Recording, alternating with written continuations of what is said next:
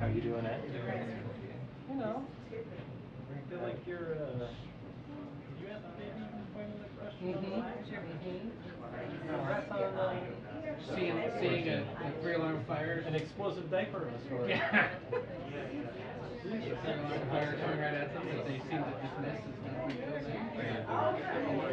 A couple of days.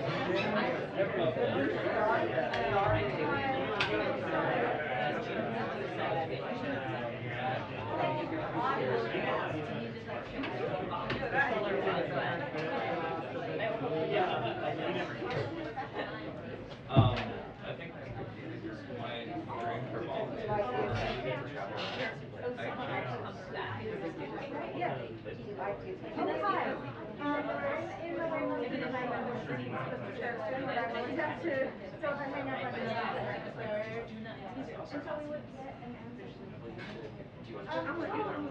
I mean, we can try now. It's so hard. My sister went there for He was what? Bitten? Oh no. But he didn't bite someone. He was bitten by someone.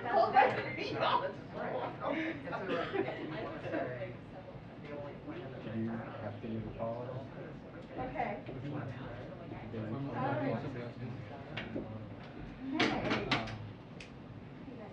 Good, how are you?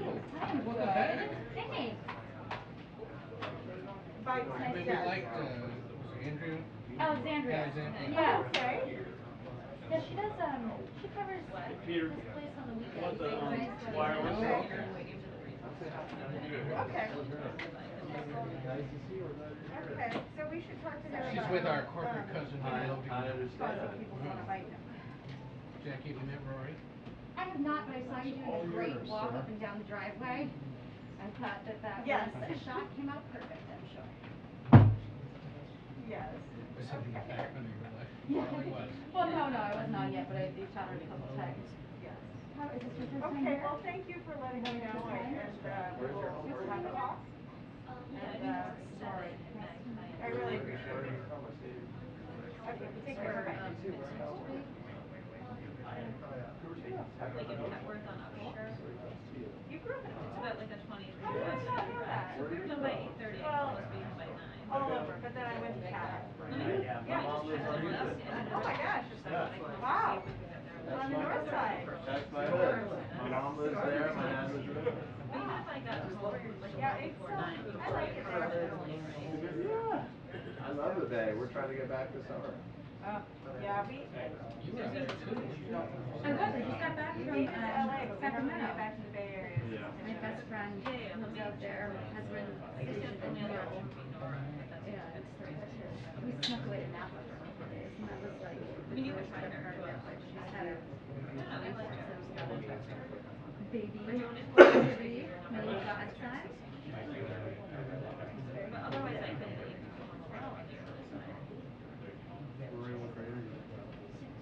Okay, but do you want me to text you yours as well? Yeah, I'll check with them later. Yep, okay, is Alex? Is Alex going? Whenever I gotta Where are you going with? And now it gets. Okay, alright, I'll make it 50. Someone bit him again. This is the call you just got? Yes. How old? He's 4. But Someone apparently bit he him. was asking for it. Yeah. What's that mean? Okay, alright, I'll text you Nora and then I'll check with them. He was not respecting people's space. And she'll fight. Yes. My son. The little one, not the big one. The big one had gotten bit, yeah.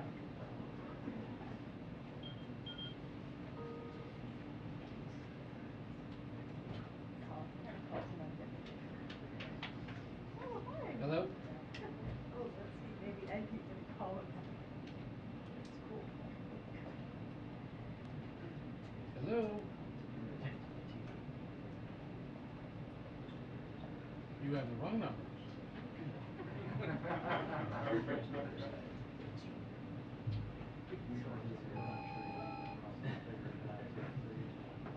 Is your son okay? Yeah. wasn't a full dive market, it was just one suit. I'm told. Yeah, I think they're required to call. Yeah. Good, sir. It's better than the school that didn't call it because you're like, why is there this mouth mark on our tile? Sure. I'm sure it'll be on TV soon.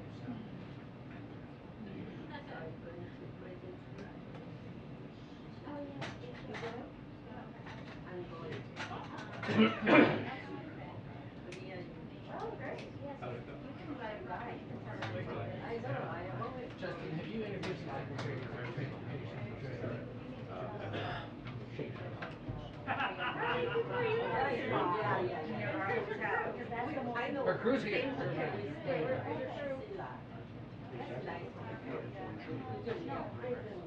You talked to them previously.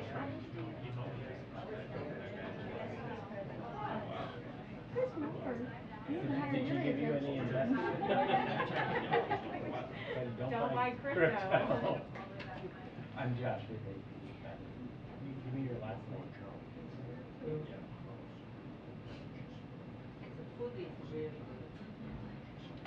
You're late. Not a surprise. Who is that?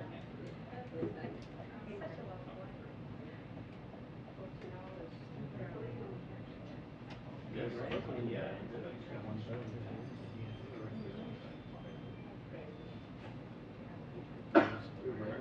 You know, he's giving class to Yes. so he hasn't been able to police. So he's got mayors coming, he's gonna give the class. Might be more extensive. Well, it's ARP. He's gonna fight crime. Yeah, he's the new Batman. If the movie spent that way. Well, he's gonna encourage crime.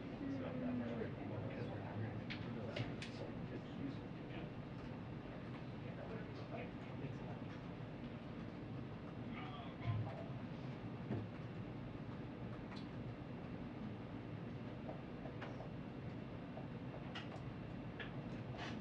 Is anyone asking about an El Salvador bailout?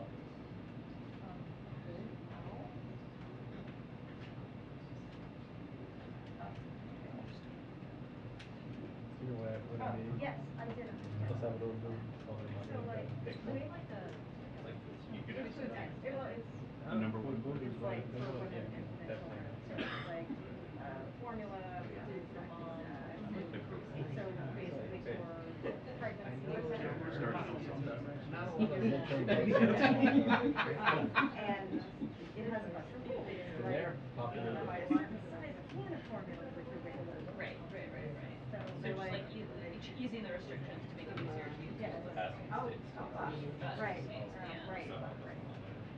For asking states, for Got it. asking manufacturers, for asking the FDA, Got it. asking lots of people.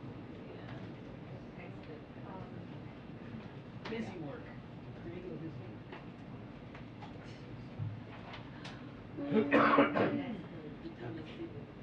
Sure. Right? Get COVID now. 48 hours, Ed. And hopefully the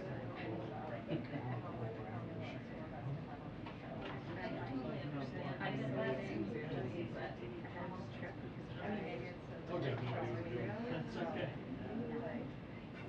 Or is it because they have to keep it, so they have to keep it so like people can use it, like they retain enough that it becomes a stamp?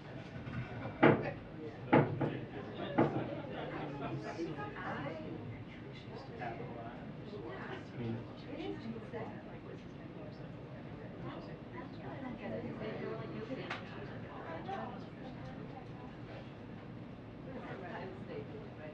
I guess something that was So you're pretty deep. when they announced it. Yeah. Yeah. Yeah, you're right.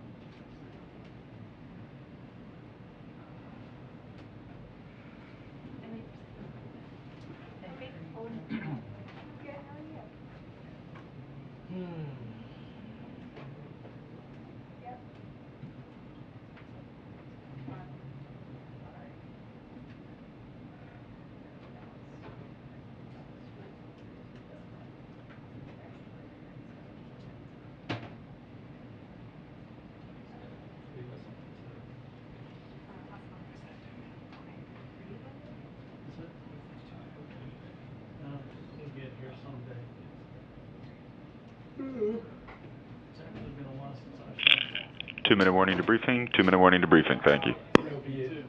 I'm usually just outside. Please.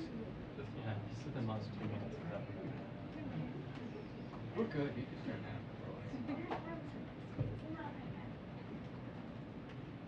Yeah.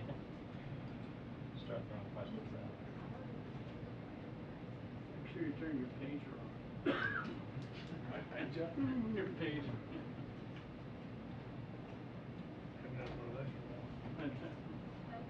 So it's a simpler time, isn't it? Yep.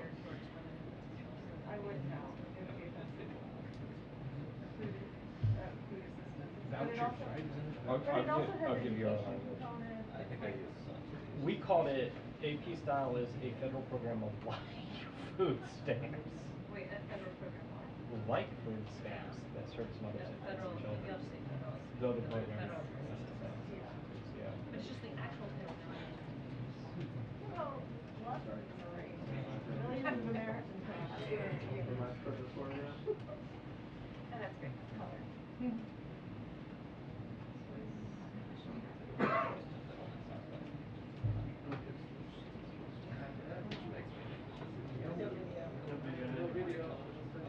But I think that like the shortage of that one has like caused people to create to do course. Yeah. And I would think there's like nothing like already just like recipes or formulas is such a devastating thing. I can't imagine anything worse than being a mother whose kid is too young to eat salad and like Yeah, or like in the case of my kid, allergic to dairy. yeah, or like you desperately I don't breastfeed, like you desperately want to breastfeed to be put in Right. already hate yourself and now like oh my gosh. It has been 2 minutes. Yeah, that's fine.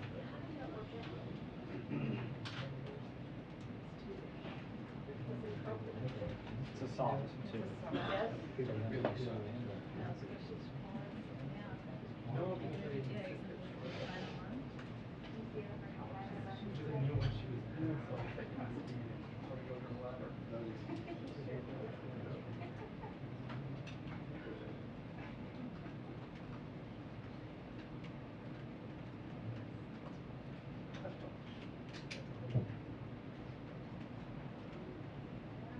There we go. Hi, everyone. Hi. All right. Just wanted to start with one topper for all of you. President Biden has directed the administration to work urgently to ensure that infant formula is safe and available for families across the country during the Abbott Nutrition voluntary recall. This is work that's been underway for months. Today, President Biden spoke with retailers and manufacturers, including the CEOs of Walmart, Target, Reckitt, and Gerber, to call on them to do more to help families purchase infant formula. He discussed Reckitt and Gerber's efforts to increase production, which have made up for the loss of production by Abbott, and asked them to identify other ways the administration can help them, on top of the actions being announced today.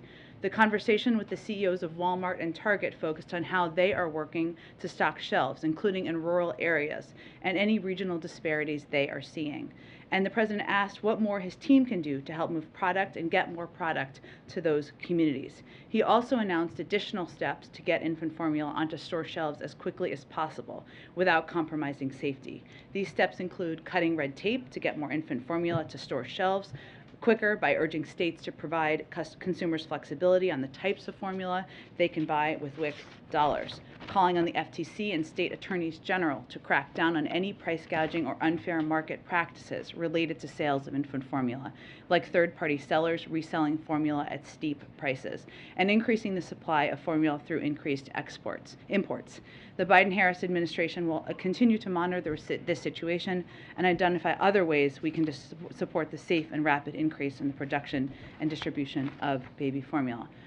Today we also mark, and you heard the president do this morning, a tragic milestone in the United States, 1 million lives lost due to COVID-19. Our hearts go out to those grieving a loved one and those families forever changed because of the pandemic. As the president said this morning, we cannot grow numb to the urgency of this crisis. It is critical that we honor those who have been lost by doing everything we can to prevent as many deaths as possible. You saw that this morning from the President as he kicked off the COVID-19 summit. Today's summit highlighted American leadership in action. Together with our co-hosting nations, we united the world to commit to vaccinating the world, saving lives, and building better health security with an inspiring response. We rallied $3 billion from other nations, more than three, about 3.2 at this point in time, still counting, from other nations and partners around the world to address the global response. And the President issued a stark warning about our ability to continue fighting COVID globally if Congress fails to act. As we heard through the summit, now is not the time for complacency. We need Congress to show up, not with empty words, but with action to fight COVID at home and abroad. As we mark this tragic milestone, our hope is to avoid another tragic one like this, and that will only come if we act with urgency throughout the remaining fight against the pandemic. Go ahead, Josh. Thanks, Jen. Two questions. First, on the baby formula. Abbott says once the FDA gives them notice, it'll take them 2 weeks to restart the site, and then an additional 6 to 8 weeks to get formula on the shelves. With what the President heard today, does he believe that we'll have the tools to bridge what could be a 2-month plus shortage? Well, I would say that the President is going to continue to use every tool we have in order to bridge that gap. And this has been work that has been underway for weeks and months now. We know that if they get approval, obviously, as you noted, it will take them some time to get up and running again. So what we need to do, and what you've seen the President announce earlier today, and I just reiterated, is steps we can take from here to increase supply, make sure it's on the shelves. That includes increasing imports. It also includes ensuring we're working with retailers, as the President did during his calls, to make sure that shelves are stocked. It also includes ensuring that lower income families can access different brands of baby formula by working through with the WIC for the exemptions for the WIC program. So we recognize that this is certainly a challenge for people across the country, something the President is very focused on, and we're going to do everything we can to cut red tape and take steps to increase supply on the marketplace. Secondly, AAA is saying, record high nominal gasoline prices again today, but Americans are also seeing news about oil leases and auctions not going forward. What was the administration's thinking on not having those auctions? Well, the Department of Interior, they have put out some comments on this, and what they have made quite clear is that the Cook Inlet cancellation, which you're referring to, was due to a lack of industry interest, and the Gulf sales were as a result of delays due to a number of factors, including conflicting court rulings. So those were the two areas where you've seen the pause. But there was not interest. I would note that if we take a step back and look at what is available out there and look at the supply needed, as you noted at the top as part of your question, leasing and production offshore is a lengthier process. It can take up to 10 years to create supply. So let's start there. Secondly, of the more than 10.9 million offshore acres currently under lease, industry is not producing on 8.26 million acres. That's about more than 75% that is non-producing. Of the 24.9 million onshore acres under lease, industry is not producing on 12.3 million acres. That's almost 50%. And there are also over 9,000 onshore permits that have been approved and are waiting to be used onshore. Just to reiterate, while we expect U.S. production is expected to increase by over 1 million barrels a day this year and hit a new record next year. These specific actions were as a result of lack of industry interest and conflicting court rulings. It's sort of the bottom line is, on formula, this is a problem. I mean, I think other parents here in the room can probably attest. I myself went to 3 stores this morning, still haven't found what we need.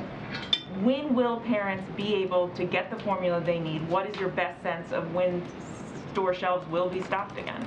Well, I think it's also important to note that the reason we're here is because the FDA took a step to ensure that babies were taking safe formula. There were babies who died from taking this formula, so they were doing their jobs. We have been working, this administration has been working for weeks now to address in anticipation of where we thought there could be shortages.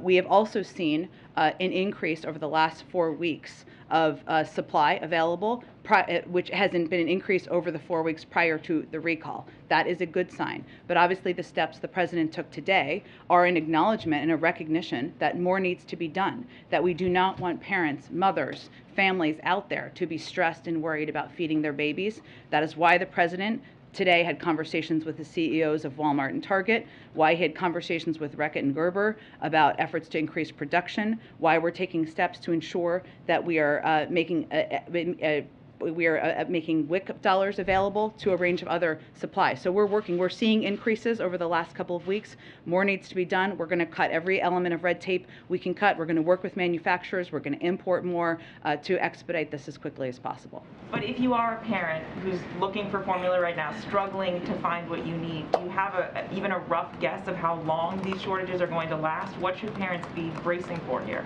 Well, we've already seen an increase in supply over the past couple of weeks. What we are seeing, which is an enormous problem, is hoarding. People hoarding because they're fearful. That is one element of it, and people hoarding because they are trying to profit off of fearful parents. So that is also something we're focused on taking efforts to track and adjust and address and look into. But again, more infant formula has been produced in the last 4 weeks than in the 4 weeks preceding the recall. We're taking every step to increase that. So our message to parents is, we hear you, we want to do everything we can, and we're going to cut every element of red tape to help address this and make it better for you to get formula on the shelves. And as you mentioned, this obviously stems from the FDA taking necessary steps to try and deal with a very serious problem. And as Josh noted, Abbott says that subject to FDA approval, they could restart at this site within 2 weeks. Do you have a sense of why it may be taking so long to get this factory back up and running, or what the holdup is from the FDA's perspective? I would point you to the FDA, but again, I'd go back to why this decision was made in the first place, which was to save babies' lives. And the FDA is not going to approve manufacturing again unless they are certain of the safety. Go ahead. When the president spoke with Philippines President-elect Ferdinand Marcos last night, did they discuss either the dispute with China in the West Philippine Sea or the U.S. court judgments against the president-elect?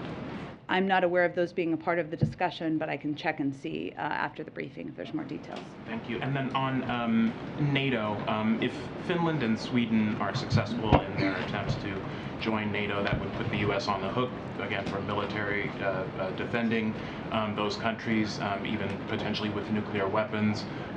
What benefit is that to U.S. citizens? Well, first let me say that the United States would support a NATO application by Finland and or Sweden should they choose to apply. We, of course, will respect whatever decision they make. Both Finland and Sweden are close and valued defense partners of the United States and of NATO. I would note that even without them being members of NATO, our militaries have worked together for many years. We're confident that we can find ways to work with them, address any concerns either country may have about the period now or whatever is required if they were to join NATO. I would say in terms of how this benefits the American people, I think is sort of what you're asking about. Having a strong NATO alliance, a strong Western alliance, which is a defensive alliance, by the way, is good for our security around the world. And certainly having a strong partnership with a range of countries, including Sweden and Finland, if they decide to join, should be reassuring to the American people about our own security interests. And then finally, when the president visits South Korea next week, does he intend to visit the demilitarized zone? And what's your current assessment of the threat of a North Korean nuclear test? Well, on the first question, we're still finalizing details of the schedule for the trip and what it looks like. Obviously, that is a step that is taken by many who visit the region, but I expect we'll have our National Security Advisor here in the briefing room next week with Karine to preview the trip. In terms of whether we expect a test, the United States assesses that the Democratic People's Republic of Korea could be ready to conduct a test there as early as this month. This would be its 7th such test. We've shared this information with allies and partners and are closely coordinating with them. As you noted, the president is traveling to the Republic of Korea and Japan next week, where he will continue strengthening these alliances and make clear our commitment to the security of the Republic of Korea. Our intelligence assessment is consistent with the DPRK's recent public statements and destabilizing actions, including the test launch of multiple intercontinental ballistic missiles. But this is information, again, we've shared with our partners and allies, and of course will certainly be a topic of discussion when the president travels next week. Go ahead. Just one more on the baby formula shortage. Obviously, some parents are feeling panicked and they're feeling desperate, and a big reason for that is because there's no substitute for formula if you don't have access to breast milk. I'm just wondering, if you're a parent today and you go to the store, you can't find any formula on the shelves, as is being reported across the country, what is the step that they should take? What is the administration's guidance on the immediate step they should take? Is there a hotline that they can call? Should they take the baby to the hospital? What should they do? Well, I would say those are important public health questions, but what I can report on here, or what I can convey to all of you, is what we're doing to address exactly that concern, which is taking every step we can to ensure there is supply on store shelves. And we have increased the supply over the last 4 weeks. And as the president, as I noted at the top of this briefing, we're going to take every step we can to cut red tape, to ensure we're working with retailers like Walmart and CEO, that we're working with Reckitt and Gerber and others who can produce more, to ensure we are getting supply out to stores and out to retailers so that parents don't have that concern. But beyond that, that's what I can read out for all of you from here. Since you said it was a public health question, which agency should that question be directed to? Just the very practical, immediate question of, if you can't find formula and you need it for your baby to eat, what should they be doing? We would certainly encourage any parent who has concerns about their child's health or well-being to call their doctor or pediatrician.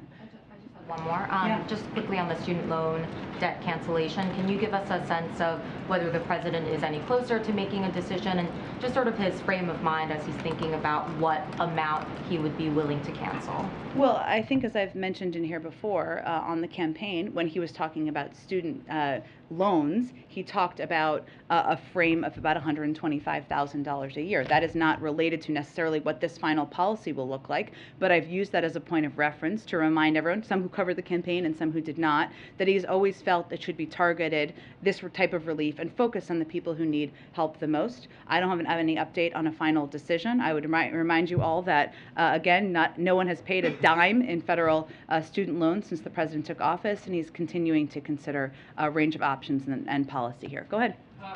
On the formula shortage, just two quick ones. You said that this has been something that's been in the works for several months, mostly through the FDA. When was the first time the president was briefed on the shortage? I'm not going to get into internal briefings. He's been made aware of it through the process, and there's been steps. This week? It would have been, yes.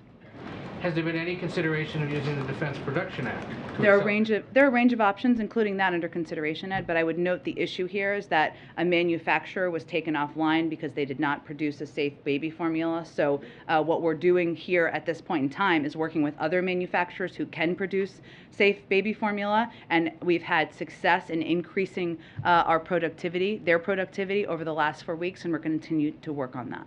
He would have known about this before this week. It wasn't like this suddenly popped up. This has been something the administration has been working on for some time now.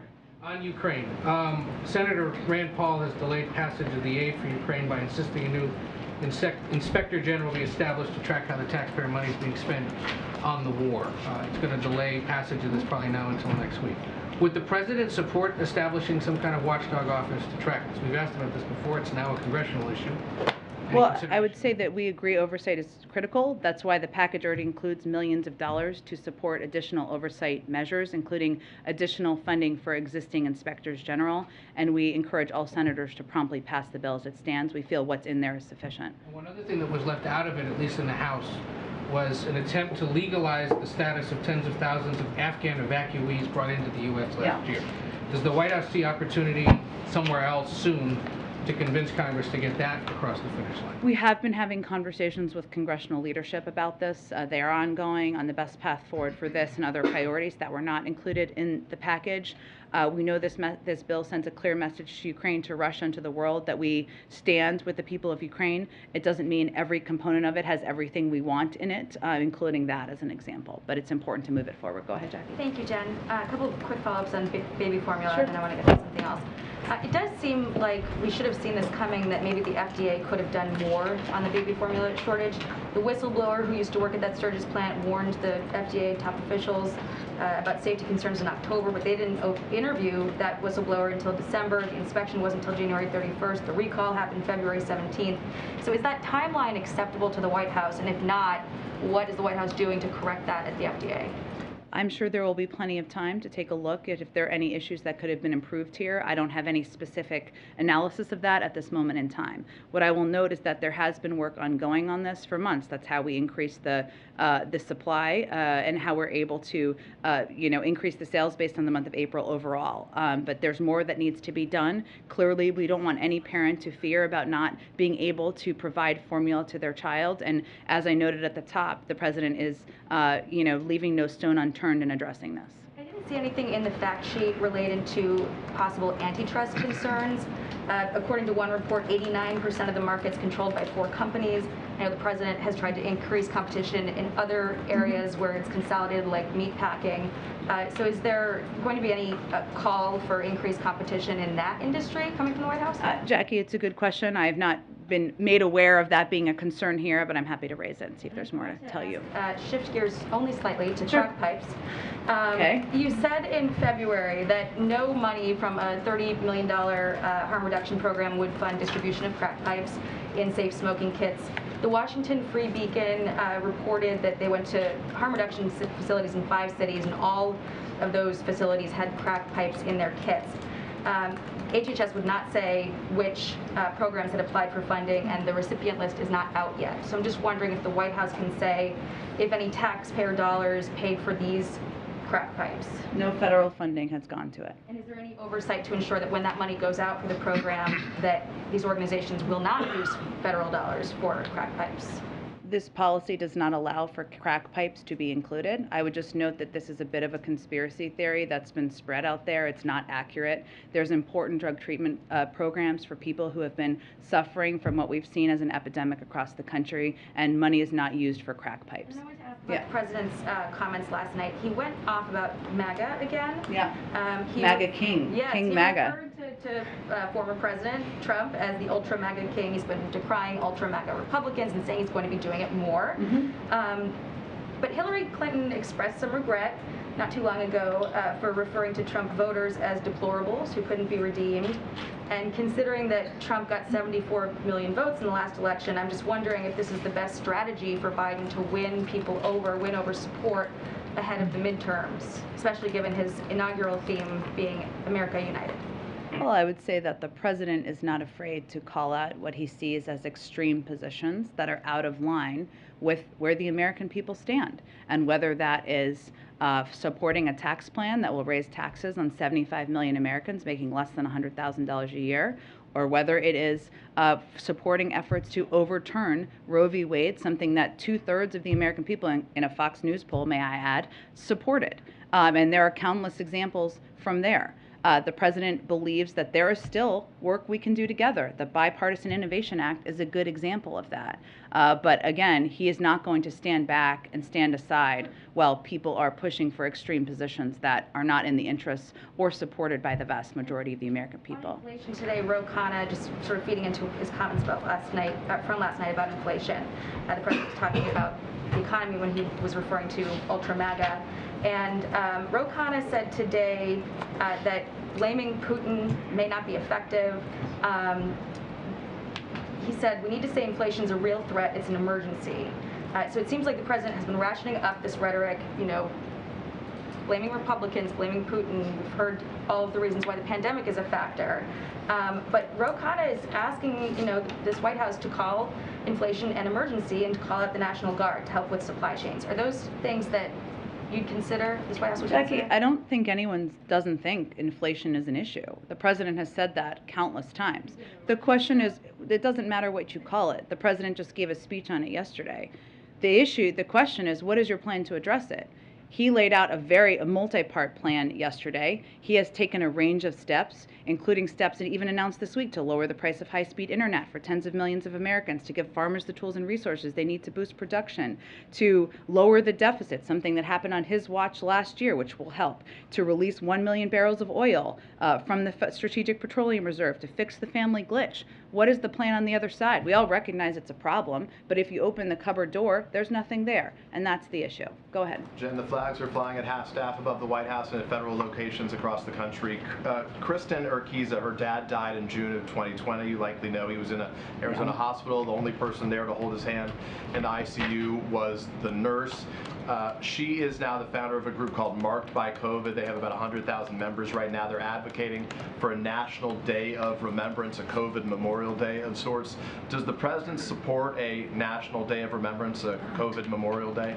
Well, Peter, I would say that we're still in a fight against COVID, in a battle against COVID. There are still far too many people getting sick, getting hospitalized, and dying. And this is not the last time we will commemorate or the last step that the president will take to commemorate, but I don't have anything to predict about the future. I imagine the same applies to a COVID monument, right? You don't have any decisions made on that. Those are all important questions, and as the president has said before, people who have lost loved ones, obviously 1 million lives have been lost. There are a lot of people across this country still in mourning. He recognizes that. We need to continue to commemorate that, but we're still in a fight with the virus. So on this day, 1 million American lives lost, an unimaginable figure only 2+ years ago. At 400,000 lives lost, the president, then president-elect, and vice president-elect were there at the Lincoln Memorial, 400 lights, 400,000 lives. For 500,000 lives lost, there was a moment of silence on the South Lawn. Today was a bit different. His only public comments were pre-recorded remarks to the global COVID summit. I guess I'm asking, why not a more prominent remembrance for today's anniversary, for today's I would say first, market? the president publicly addressed this day and marked it. We also lowered the flags for 5 days. They will be lowered for 5 days, and we will continue to mark and commemorate the lives lost. What people care about the country, though, most is our action and what actions the president will continue to take. And obviously, since he took office, according to a Yale study, it's estimated we've saved over 2.2 million American lives and $900 billion in healthcare costs. There's more work that needs to be done, more work to fight misinformation, more work to get more people vaccinated, and action is what people care about. People care about transparency, as you indicate as well. So my last question on this topic is, can you help people better understand what data Dr. Ashish Jha was pointing to when he warned that the U.S. could potentially see 100 million infections in the U.S. if COVID relief isn't passed now over the course of the fall and winter waves expected? There's a range of studies that are ongoing. Dr. Jha talks to a range of people internally, health experts, and externally, and this is in the range of what they have conveyed to him directly. And I expect there'll be more studies that come out in the coming months. Go ahead. Thanks, Jenna. As you know, North Korea is on lockdown because of a case of COVID there. Just one case. Yeah. Remarkable. The country, the country has previously rejected offers from COVAX for vaccinations. I'm wondering if the White House will launch a renewed push to try to get vaccines to North Korea. Obviously, almost their entire population, or their entire population, has not been vaccinated. Yeah, you're right. And as you noted, the DPRK has repeatedly refused vaccine donations from COVAX. We do not, the United States does not currently have plans to share vaccines with the DPRK. We do continue to support international efforts aimed at the provision of critical humanitarian aid to the most vulnerable North Koreans. And this is, of course, a broader part of the DPRK continuing to exploit its own citizens by not accepting this type of aid. As you know, it's not just vaccines, it's also a range of humanitarian assistance that could very much help the people in the country, and instead they divert resources to build their unlawful nuclear and ballistic missiles programs. But yes, we support international efforts. No current plans for the U.S. to donate, from the United States supply. And then just briefly on crypto, as you know, the crypto market is in something of a tailspin. There's been an executive order that was put out in March to look into regulations and study the issue. Does the process need to be sped up now, given what we're seeing? Well, that was significant at the time. I know it was, only about 2 months ago, because there had not been an acknowledgement about the need to look into crypto, both the benefits and the challenges. And it's an ongoing effort to do exactly that. I know that those who are running it from the Department of Treasury and otherwise want to make sure it's thorough and that they're assessing both of those important questions, the opportunities and the challenges. So I would point you to them on whether there could be any effort to expedite or whether that's possible. Rory Hu is from Nick News. I know Rory. We've met. Rory, go ahead. Hi, I just have a question and a follow-up. So first, there are concerns about the negative impacts of social media on the mental health of children. Will the White House take any actions to prevent these adverse effects? As a mom myself, Rory, my daughter's younger than you. She'd think you were very hip and cool, no doubt. This is a huge concern that we have, the president has, is the impact of social media platforms, their enormous power, and the fact that it is largely unchecked. It is certainly something that our Surgeon General, Dr. Vivek Murthy, has talked about in terms of the impact of social media platforms and what the impact they're having on the mental health, the self-esteem of young people. And so I would say the President, the First Lady, all of us believe that more needs to be done. And the internet has become a tool for children's education. A lot of students use the internet to learn. So how will the White House prevent children from getting misinformed from the internet? Such a good question, too. Well, I know reporters like yourself and people that other kids listen to are good voices to provide accurate information. And you coming here and asking tough questions is an important part of that.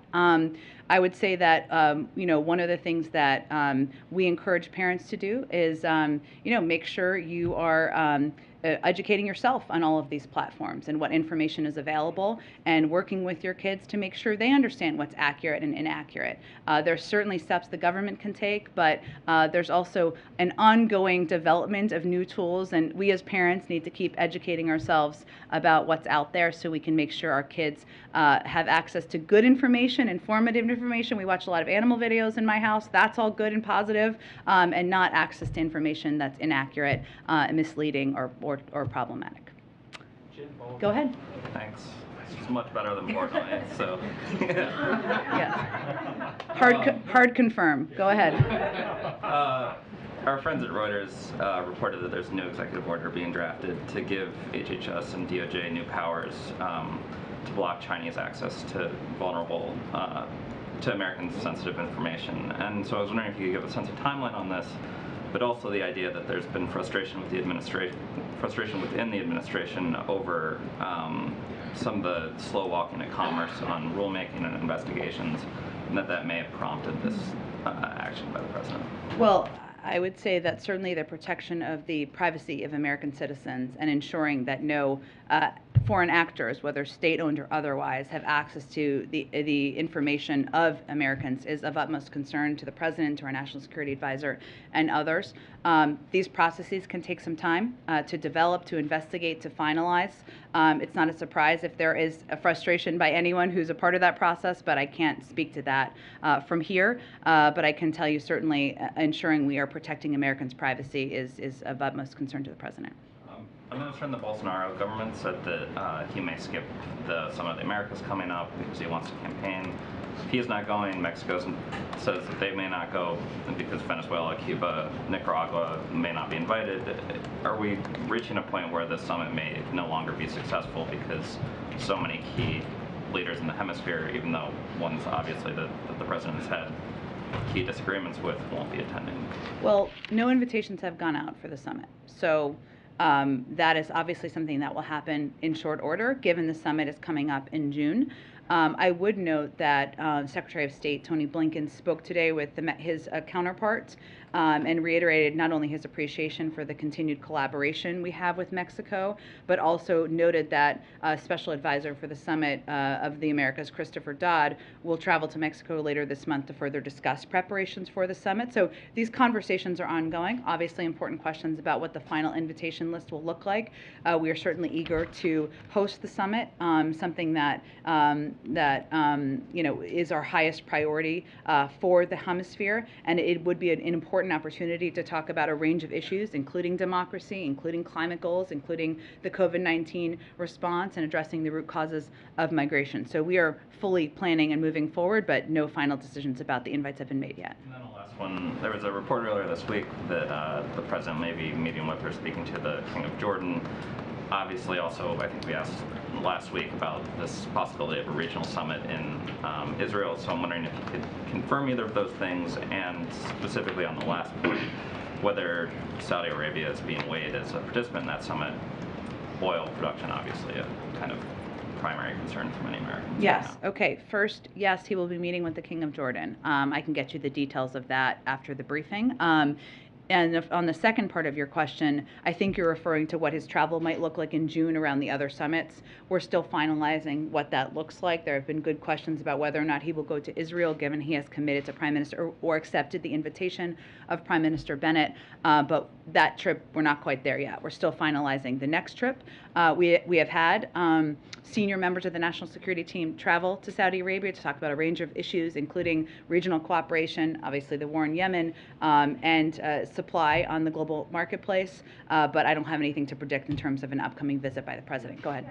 Back on infant formula, Senator Gillibrand in an interview with NPR said that this is a life or death issue and that the other companies aren't stepping up, they aren't producing as much formula as they should or could be, and that she's going to ask the president to invoke the Defense Production Act on this. Is that the kind of request that will be entertained?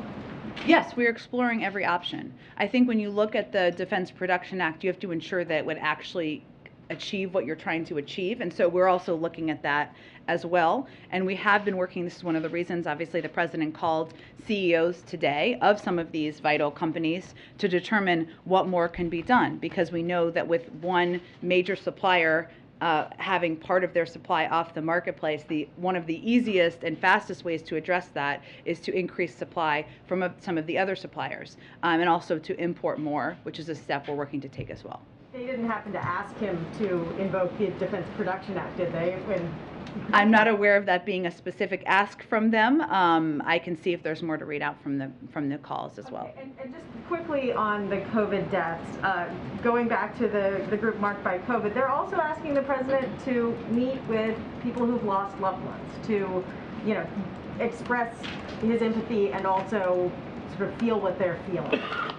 When is the last time he met with the loved ones of people who've died from COVID, and would he consider such a meeting? He certainly would, and I think even people who may not like the president probably would not question his level of empathy and compassion for people who have lost loved ones, and certainly addressing and talking about that impact is something you hear him do nearly every time he talks about COVID. He certainly would be open to doing that. I don't have anything to predict in terms of the future schedule, but yes, go ahead. Jen, some of the steps, at least two of them announced today on infant formula, seem like things that could have been announced and steps that could have been taken earlier, and any woman following this on any mom's list or whatever has known of rumblings of this crisis since nearly the plant shut down in February. Why did it take so long to announce the steps you announced today? Well, again, some of these steps we've been working on just because we haven't been announcing them publicly, including increasing supply and working with producers and suppliers.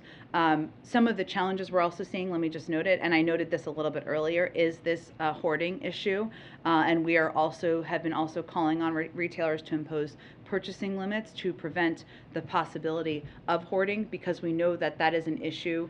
Again, sometimes it's people who are fearful, which is understandable, but also it is also there's an element of people who are trying to benefit financially off of that fear, which is where we have a concern. But since the recall, we've been working nonstop to address and alleviate supply issues by working with these retailers, engaging with the FDA on additional steps we could take. And obviously we're talking about laying all the specifics out now. Go ahead. Briefly, on a different topic of Ultra MAGA. Now, you saw Representative Lee Stefanik saying, "I'm Ultra MAGA and I'm proud of it." Former Trump super PAC blasted out a t-shirt of him as an Ultra MAGA Superman. He, on his own Twitter alternative platform, released a meme of him as the Ultra MAGA King. I guess I'm curious what the administration makes of Republicans and the former president sort of co-opting this and elevating what President Biden clearly intended as a pejorative. Well, I think if that means that the individuals you mentioned are embracing their opposition to a woman's right to make choices about her own health care, if they're embracing a plan that will raise taxes on 75 million Americans, if they're embracing the importance of fighting Mickey Mouse over virtually any other issue, I guess that's their platform. Good for them. We're happy to have a debate about that. Go ahead.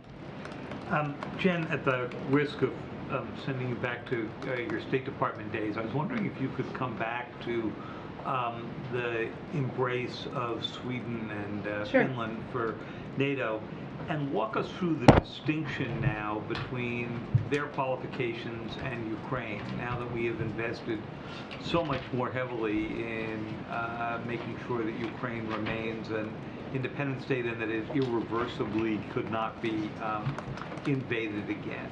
Well, I would leave that to my NATO spokesperson colleague to speak to. What I would say, David, is that what we support is a NATO application by Finland or Sweden, should they choose to apply. We know that they have been close and valued defense partners. There are a range of requirements I'm sure my NATO counterparts could speak to, including addressing a range of issues like corruption and how you would participate in the defense of the collective NATO alliance. But I will let them to speak to that. We of course support the NATO's open door policy and the aspirations of any country to apply to join. But I think this speaks to our long-standing relationship and military partnerships with Finland and Sweden. So you're saying that for Finland and Sweden, you're supporting their application, their right to apply, but you're not embracing yet whether or not you would actually... We would support a NATO application by Finland and Sweden, yes. Okay. And then take that the next step for us, if you can, which is to say that you've heard what the Russians how they've reacted to this. Given the debate that took place back in the 15, 20 years ago about expanding NATO and the president's concerns at that time, does he think that expanding it again just risks further provocation here? And is the benefit at this point of having them in the alliance greater than the risk of the provocation? Well, I would just like to quote the president of Finland and what he said, which I don't think I could state it better in response to this question, which is, as it relates to Russia, you caused this, look at the mirror. You know, that is, NATO is a defensive alliance, it's not an offensive alliance. Both Finland and Sweden are close and valued defense partners of the United States and NATO. They're thriving democracies. They've worked closely with NATO for years. There's no aggressive intent from NATO, from the United States, from Finland or Sweden, obviously they can speak for themselves, to Russia. But again, this is President Putin who caused this. Look at the mirror. And I think that also probably is the reason for what you've seen as public support for joining NATO increase in these countries as well. Go ahead. Thanks, Jen. One on the COVID summit, and then if I can, a follow-up to what Tam was asking about the DPA. During the summit today, did the U.S. hear any concerns from other countries about the delay in securing U.S. funding for the global effort, or that there's a potential that that funding will not come through if Congress doesn't move forward on it? I don't have a thorough readout on it to point you to other countries to speak to what they did or didn't express. I would note that the Vice President, in her comments, specifically highlighted the need to get additional funding, including the $5 billion that is for international COVID relief, which is part of the 22.5 we requested. And she did that because there's a recognition, acknowledgement that we want to continue to be part of this effort, to continue to lead this effort. And without that funding, we won't be as well positioned. I would note that what is a success from this summit is, of course, the fact that we have been able to put together $3.2 billion in contributions from a range of countries attending to this global effort, and that is was part of the purpose to ensure that we were elevating this, working together, coordinating, to prevent complacency, to prevent deaths, to prevent and plan for future variants. And that kind of money from other countries is an important step forward. And to follow up on the DPA question, obviously baby formula is a very specific product, but is there a lesson that can be learned from the COVID supplies of PPE and vaccines and scaling up production that the administration could apply to this situation right now? That's a very good question, Karen. I think one of the challenges in the cycle of the supplies here is that companies are going to produce what the market needs, right? And if you look at things like tests or masks, back in the fall, remember, we had a shortage of tests. The summer, we had an abundance of tests to the point where companies were shutting down manufacturing. So the challenge is that it's about what the demand is in the marketplace. And obviously now there's high demand because there's a shortage because of this recall, which was done again to save babies' lives. Clearly our efforts and focus now is on increasing supply from other suppliers and importing more so that we can meet the current demand and needs now. Go ahead. Thank you so much. Another one on baby formula. There are families with babies who are sick and relying on specialty mix that I understand are only manufactured in this plant that is offline now. So what's the plan for those families? I addressed this a little bit yesterday or the day before. I guess it was the day before, which is part of our effort is to ensure and work with other suppliers who can make baby formula who can meet the same needs of children who have special needs or who have specific needs for what formula they can take to ensure that supply is on the marketplace as well. On this whole, And the FDA has been doing that, but go ahead. On this whole supply chain issue, we often hear the president saying the solution to supply chain problems is to produce in the United States. In this case, we have a product that is manufactured, I think, 98% in the United States. So how do you reconcile these two messages? You know, made in America? Because the reason for this shortage is not because there was a supply chain issue in a foreign country. That's a different issue. That's one supply chain issue. This issue is because there was unsafe product that the FDA recalled to save babies' lives. So it's just a different issue. Go ahead. Thank you. A senior administration official yesterday said that the president's trip to South Korea and Japan later this month is part of his plans for Quad policy, and he's the first administration to raise it to the leadership level. That the president has plans to visit other two countries, Quad countries, India and Australia, and when that is going to be. I'm sure he will in the future, but we have 2 foreign trips we're still trying to finalize at this point, and so I don't have any predictions about when. Is it going to be in the first term of the president? I can't make a prediction of that, but there's a lot of time left in the first term, so that's the good news. A lot of time for travel.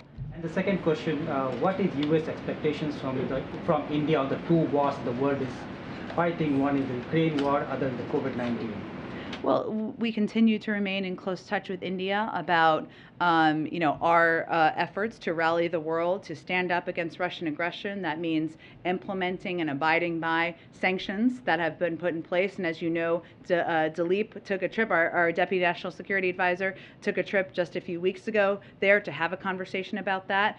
We continue to encourage countries to speak out about Russian aggression. And obviously on COVID-19, we've been an important partner with India in providing supply and vaccines and needs in their times of need over the course of the last 15 months, and certainly we'll continue to work with them on that. Go ahead. Thanks, Jen. One on Finland, one on Israel. When Russia threatened military technical means against Ukraine many months ago, you were sounding the alarm bells. You were giving very specific projections as to what the Russians were going to do. They've invoked that term again after Finland's announcement. What do you make of it? What are your concerns about Russia's response to this? About Russia's Finnish application for NATO membership? Well, I would say that the facts are important here, which is that NATO is a defensive alliance. NATO has no aggressive intent against Russia, nor does the United States, nor do Finland and Sweden. We have all long supported, before the invasion, after the invasion, the open door policy, and certainly given Finland and Sweden have long-standing important partnerships with the United States, with NATO countries. They're long-standing democracies. That's why we support their application. But beyond that, I think it's important to note what the facts are here, which is that there's no aggressive intent at all. On the killing of Shireen Abu Akleh in Jenin, you called for an investigation, a swift investigation. I guess the question is, what kind of investigation? The Israelis have extended an offer for the Palestinians to participate in a joint investigation. Should they be accepting that offer? And they've also asked for U.S. oversight over some examination of, for example, the bullet that killed Shireen. What have you responded to that offer? What would you like to see? Well, we understand that both Israel and the Palestinian Authority are already conducting investigations into the circumstances of the killing. We encourage both parties to do so thoroughly and transparently and to share their findings to ensure that all evidence in this case is available and fully assessed. We stand ready to assist either party in any way that we can. Neither side has asked for our assistance at this time, and such a request would be required in order for us to do so. Go ahead. So as part of this ultra-MAGA rollout, the president has talked a lot about sort of what he thinks the Republican Party now stands for. He's also, thrown out some tough language, saying they were petty and mean-spirited and sort of cowering to former President Trump. Does he? But he's also said he's been surprised by that. Does he still feel like the fever will break in Washington? Well, you mean in terms of the ultra MAGA followers of the former president? If ultra MAGA, as he says, controls the party, that would be the party that he thought would come around. Well, I just want to make sure I'm understanding your question. Are you asking me if he thinks that there will ever be a period of time where there will not be a ultra MAGA party, or if does he feel like there will be a period in time when he is president in which the ultra MAGA wing of the Republican Party doesn't control it, and that the fever will break in Washington? Well, that's certainly his hope. The president has long believed that Democrats and Republicans can work together to get things done. He signed 80 bipartisan bills into law last year. The Bipartisan Innovation Act is something we're still working to get through. And his view is that this is a conversation, a lot of it's happening in Washington, and they are, for the American people and the American public, a lot of these policies that the ultra MAGA wing, the MAGA king, all of the different terminology where the president's using out there, is not aligned with where the vast majority of the public is. And elected officials should be doing what the vast majority of the public wants them to do. Does the excuse me if you guys have already reacted to this, does the White House have a comment on the latest round of subpoenas by the January 6th Commission? We certainly support the work of the January 6th committee. We'll continue to support their work. We believe it's vital and essential to get to the bottom of what happened on January 6th, one of the darkest days in our democracy. So we'll continue to support their work. Go ahead. Okay, last one. Go ahead. Jen, staying on ultra MAGA and the Rick Scott stuff. Yeah. Obviously, the president himself is not subject to the Hatch Act, but as the midterms start to take over basically everything, can you just talk about how the White House is navigating the distinction between political speech and official events? For and what the president is doing, or how he spends his time? In terms of the appropriateness of making explicitly political or campaign-focused messages during official White House events. Well, I would say that I am subject to the Hatch Act, as I've noted, in a sternly written letter to me. But the president is not, as you know, and he is the leader of the Democratic Party. He's also the commander-in-chief. He's also the leader of the free world. And what he is pointing out is what he sees to be a troubling trend in our country. That's a threat to our democracy, a threat to progress, and certainly he's going to continue to draw the contrast for the American people on what the options present. All right, I'm just going to do Patsy and April because Patsy, go ahead. Jen, so on the U.S.-ASEAN Summit, can you give us a sense of how hard the president will push on the issue of Ukraine? For example, whether the administration will be pushing to include the word Russia in the final communique. As you know, ASEAN have so far avoided using that word on any of their statements on the Ukraine crisis. And I have a follow-up on Afghanistan, if you don't mind. Sure. So on the ASEAN Summit, Ukraine will absolutely be on the agenda in terms of what the final communique will look like. I don't expect it will be ready for more than 24 hours, and there's lots of conversations that need to happen between now and then, so I can't make a prediction of it. But I will say that a number of the ASEAN participants have been important partners in calling out the aggressive action of Russia in invading Ukraine, in participating and supporting sanctions and certainly abiding by them. And obviously the conflict we're seeing is a unique moment in modern global history. So it will certainly be on the agenda. Okay, go ahead, last thing, and I'll go to April, and then I gotta go. Can you confirm reports that Jake Sullivan recently met with the chief of the Pakistani spy agency in Washington, D.C.? Can you share anything from that meeting and whether the two sides discuss counterterrorism cooperation in Afghanistan? I don't have any details on that reported meeting. I can certainly check and see if there's more. Okay, April, wrap it up. Yes, wrapping it up. I need to share on another meeting, if you could share some more information.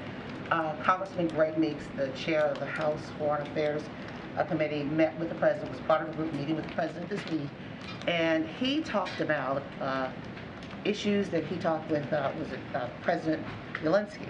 And one of those issues that President Zelensky specifically brought up to Meeks and the contingent was Ukrainian grains and how it is impacting the lack of Ukrainian grains going out to the world. It's impacting Africa. Meeks said the president spoke about it. Can you drill down a little bit more about this? As the president has said he wants it to go out to the world, he drilled down a little bit more, especially when it comes to Africa, because there is a concern about many of those countries, to include Ethiopia and Congo, Yeah. that's already going through crisis. Yeah, it's an important issue. We're seeing food shortages in the world, including in parts of Africa, other parts of the Middle East. This is one of the reasons why the president went to Chicago and raised the issue of doing everything we can to increase supply here in the United States. While we don't expect shortages here, we want to be providers of American grains to the rest of the world, as we're seeing shortages in part because of the war in Ukraine. We've also provided a large amount of assistance to global food programs, global aid programs, in anticipation of what we see as a potential shortage of food, and we'll continue to do work on it. I'm sorry. Does this give the president more pause that President Zelensky himself brought that issue of grain for Africa up, specifically Africa, the continent? Well, we are working on this issue and have been working on this issue for months now. That is, the president went on a trip just yesterday to elevate and talk about the steps we're taking to increase supply of grains and wheat here in the United States to address exactly this issue. And we are far and away the world's largest provider of assistance and aid to global food programs in order to address what we know could be a shortage around the world. Thank you, everyone. Jen, as you prepare to hand over the torch, what are your greatest regrets?